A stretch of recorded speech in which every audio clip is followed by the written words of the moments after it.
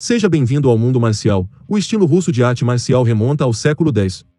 Ao longo da história deste enorme país, a Rússia teve que repelir invasores do norte, sul, leste e oeste. Todos os atacantes trouxeram seus estilos distintos de combate e armamento. As batalhas ocorreram em terrenos diferentes, durante invernos gelados e calor sufocante do verão, com os russos muitas vezes em desvantagem numérica das forças inimigas. Como resultado desses fatores, os guerreiros russos adquiriram um estilo que combinava espírito forte com táticas extremamente inovadoras e versáteis que eram ao mesmo tempo práticas, mortais e eficazes contra qualquer tipo de inimigo em qualquer circunstância.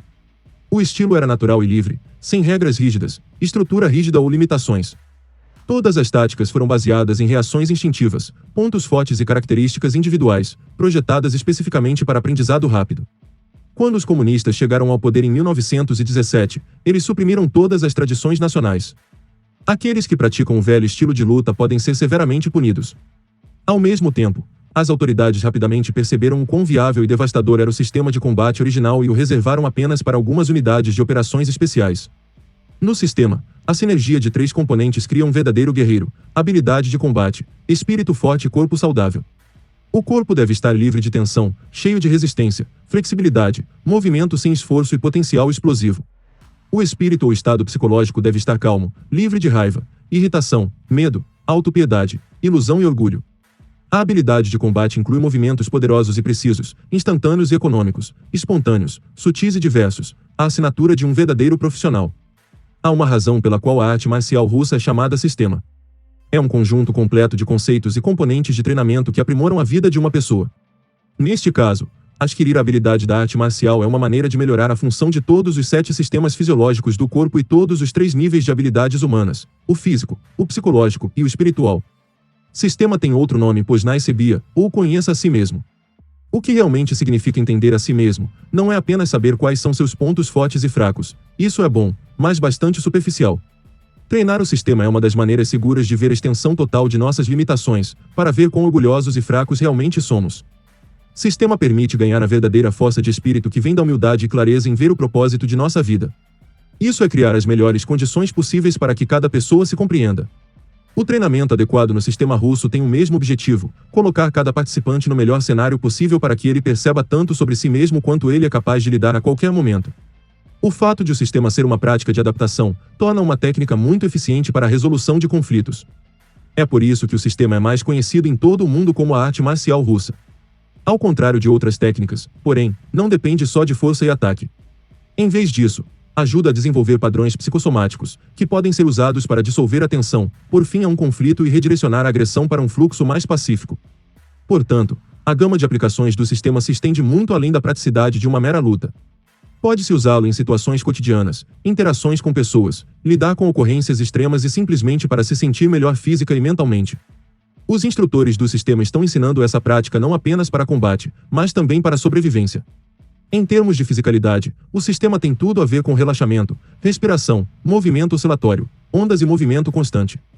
É quando você testemunha a luta do praticante do sistema, parece muito suave e relaxado. As origens do sistema não são muito claras. Alguns dizem que se originou na antiga Rússia, outros afirmam que nasceu no século XX combinando os elementos das práticas orientais, como o Jiu-Jitsu e Kundalini Yoga, bem como as técnicas passadas por gerações de cossacos. O que se sabe com certeza é que as origens do sistema estão no domínio militar, outra origem do sistema que foi criada durante a ocupação mongol de 400 anos da Rússia. Ele foi criado para fornecer uma arte marcial que pode ser ensinada e aprendida de forma rápida e fácil para fornecer proteção máxima e autodefesa, utilizando o combate corpo a corpo. Criado e desenvolvido pelos cossacos em 948 d.C., acredita-se que o sistema tenha se originado de uma mistura de artes marciais hunos e mongóis. Embora o sistema esteja presente ao longo da história, há pouca documentação disponível após sua criação. Isso pode ser devido ao fato de que só recentemente ele se tornou mais conhecido e praticado. Um dos primeiros praticantes conhecidos é Alexei Kadushiko, que ajudou a treinar forças especiais e unidades de elite conhecida como GRU, Gabinete de Inteligência do Governo. No entanto, foi Vladimir Vasiliev quem o popularizou em todo o mundo, depois de abrir sua escola em Toronto. Seu professor foi Mikhail Ryabko, talvez o professor de sistema de maior autoridade no mundo de hoje, que dirige sua própria escola sistema em Moscou e em outras cidades russas. Outros professores conhecidos são Konstantin Komarov e Valentin Talanov. Em sua essência, o sistema é um sistema de adaptação ao meio ambiente baseado em uma abordagem holística. Corpo, mente e ambiente é visto como um sistema dinâmico onde cada elemento é interdependente com os outros elementos e com o todo. Assim, um movimento não é visto isoladamente, mas sim em conexão com o ambiente, os adversários, os constrangimentos físicos, as intenções psicológicas e intelectuais, que se concentra nos processos e não nos elementos distintos ao estudar a percepção e a interação com o ambiente. Os principais princípios do sistema. Primeiro é o relaxamento. Seu corpo e mente só devem estar tensos onde for necessário para cumprir a intenção. O resto deve estar relaxado e, assim, pronto para qualquer tipo de movimento, rápido ou lento, em qualquer direção. A segunda é a respiração. É preciso estar ciente da respiração, para realizar o máximo de sua capacidade. A respiração deve ser contínua, ininterrupta e ter uma qualidade oscilatória semelhante a um pêndulo. O terceiro é o movimento constante. Pesquisas científicas apontam que o movimento natural do corpo no estado de relaxamento e repouso se aproxima da dinâmica oscilatória caótica. O que isso significa é que mesmo quando ociosos, estamos constantemente nos movendo da mesma forma que movimentos de pequena amplitude acontecem frequentemente com movimentos involuntários ocasionais de grande amplitude que são muito mais raros. Sistema pega essa tendência natural do corpo e a traduz no movimento oscilatório que lembra em sua forma o número 8, ou um atrator estranho, termo da dinâmica caótica. Um atrator estranho tem várias trajetórias, que se repetem no tempo, mas com um pequeno desvio em cada interação. O quarto princípio do sistema é o princípio da oscilação.